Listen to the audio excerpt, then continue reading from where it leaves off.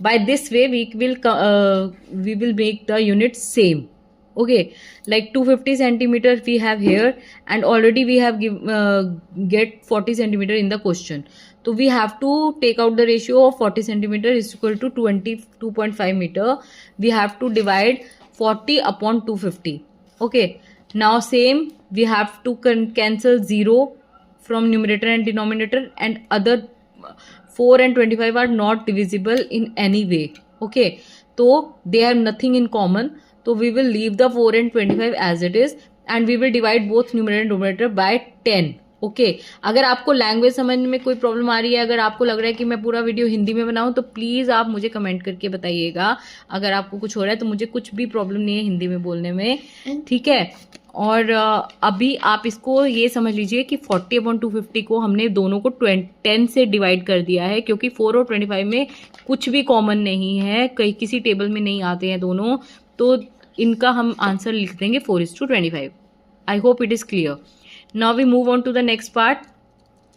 We have to calculate the ratio of 75 पैसा is to 2 rupees. Okay, 75 पैसा 2 rupees में है और दोनों की यूनिट अलग हैं. तो we will convert 2 rupees to पैसा.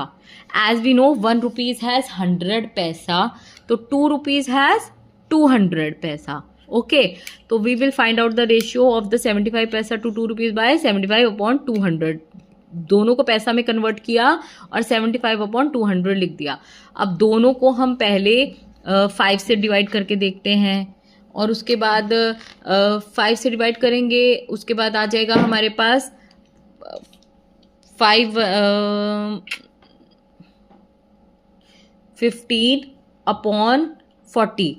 15/40 आ जाएगा. 50/40 को हम अगेन 5 से डिवाइड करेंगे, then it comes to 5 3s are 15, 5 8s are 40. तो हमारे पास आंसर आ जाएगा 3:8. It is in the shortest form. ये शॉर्टेस्ट फॉर्म में है. 3/8 को अब हम किसी से आगे फर्दर डिवाइड नहीं कर सकते हैं, तो ये शॉर्ट फॉर्म में आ जाएगा. ठीक है. Now moving to the next part, we have 1 litre to 250 ml. तो 1 लीटर टू 250 ml में क्या होगा? 1 litre has 1000 millilitre, and in the same way as we done in the previous part, जैसे हमने ऊपर किया है 1 लीटर को हम 1000 ml में कर देंगे.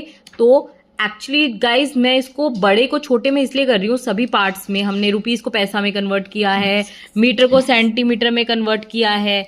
हमने इसलिए किया है क्योंकि अगर हम छोटे को बड़े में करेंगे तो डिवीजन आ जाएगा और उसमें पॉइंट्स में आंसर आ जाएगा. That is not very lengthy thing हो जाएगी आप लोगों के लिए.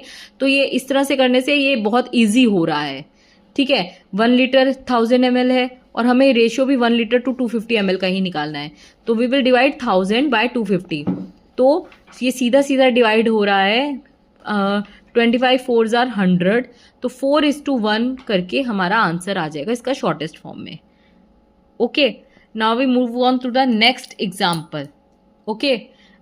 Example number 3 is saying out of 50 students in the class, 25 opted for cricket, 15 opted for table tennis and remaining opted for basketball. तो अभी हमें remaining का quantity निकालना पड़ेगा पहले. तो if a student can opt for only one game, find the ratio of. Now we have parts to solve. Okay, अब हमें इन पार्ट्स का आंसर देना है. सबसे पहले तो ये आप देख लीजिए, आपके पास 50 स्टूडेंट्स हैं, 25 को क्रिकेट कर रहे हैं और 15 जो है टेबल टेनिस कर रहे हैं. 25 + 15 is 40. Remaining out of 50 40 minus करेंगे तो 10 बच रहे हैं. बाकी 10 बच्चों ने क्या लिया हुआ है? बास्केटबॉल. बास्केटबॉल लेने के लिए हमें क्या करना है? 10 बच्चे बचे हैं हमारे पास. तो हमें अब रेशियो निकालना है फर्स्ट ऑप्शन में. Number of students who opted for cricket to number of students who opted for table tennis. ठीक है. हमें क्रिकेट और टेबल टेनिस के बच्चों का रेशियो निकालना है. क्रिकेट में हमारे पास 25 बच्चे हैं और टेबल टेनिस में 15 बच्चे हैं. तो हमारा क्या रेशियो आ रहा है? 25:15 फॉर द फर्स्ट पार्ट.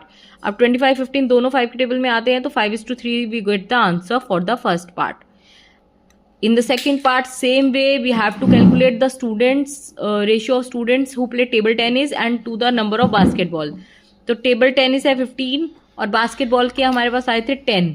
तो 15:10 is the answer for the second part. We will again calculate in the shortest form. 5 3s are 15, 5 2s are 10. 3:2 is the answer for the second part. Great. Next last part is saying that number of students who opted for basketball ball to number of student, total number of students. Okay, तो हमारे पास basketball वाले बच्चे कितने हैं? Basketball वाले हैं 10, 10:50। Okay, 10:50। इसका तो बहुत ही ईजी है शॉर्टेस्ट फॉर्म में कैलकुलेट करना। We will divide both by 10। 10 का टेबल तो सबसे ईजी लगता होगा सबको, क्योंकि 10 के टेबल में तो 10 0 लगाते जाना है। 10 1 ज़ा 10, 10 2 ज़ा 20, 10 3 ज़ा 30। ओके, अब मुझे आप ये बताइए किस किस बच्चे को 15 तक के टेबल्स एकदम से मुंह जबानी लिक्विडली याद है, कि एकदम से किसी ने बोला और बोल दिया? आप मुझे कमेंट करके प्लीज अपने बताइएगा कि कौन है वो बच्चा जिसको 2 से लेके 15 तक के टेबल्स बहुत अच्छे से आते हैं। वैसे ग्रेड 6 के बच्चों को तो और ज़्यादा याद करने चाहिए, लेकिन आजकल मल्टीप्लिकेशन बच्चे इतने अच्छे से सीख गए हैं कि टेबल्स याद ही नहीं करना चाहते। ठीक है, तो आप प्लीज़ आप 2 से लेके कम से कम 20 तक के टेबल्स याद करिए, और जिसको भी 15 तक या 20 तक के टेबल्स आते हैं आप मुझे कमेंट करके बताइएगा कि किसने अच्छे से याद किए हुए हैं 2 से लेके 20 तक के टेबल्स। ठीक है, this is a great thing. Okay, चलो move on to the next part. हमारे पास अगला एग्जाम्पल है विच इज़ ग्रेटर 2:5 और 5:3। अब हमें दो रेशियोज को आपस में कंपेयर करने का हमारे पास क्वेश्चन आ गया है। ठीक है, हमारे को 2:5 और 5:3 के बीच में से बताना है कि कौन सा बड़ा है।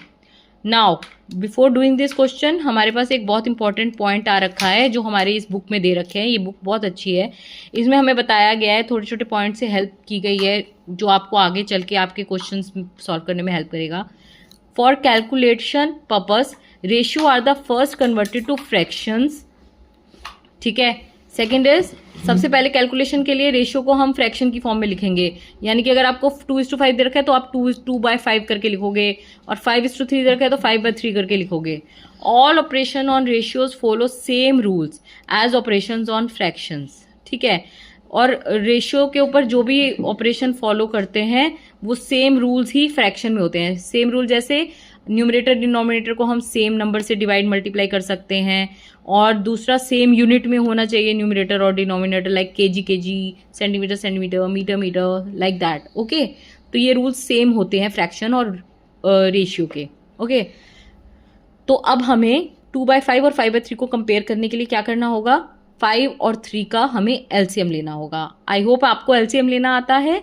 नहीं आता है तो हम क्या करेंगे, पहले देखेंगे इसमें कुछ कॉमन है, नहीं है तो आप सिंपल इसको मल्टीप्लाई कर दो। ठीक है, 5 और 3 को मल्टीप्लाई करके आपके पास आ जाएगा 5 3 ज़ा 15। तो we will get the 15 as the LCM. Now what we have to do, we have to make 15 in both of the denominators. ठीक है, हमें दोनों को 15 बनाना है, सेम बनाना है।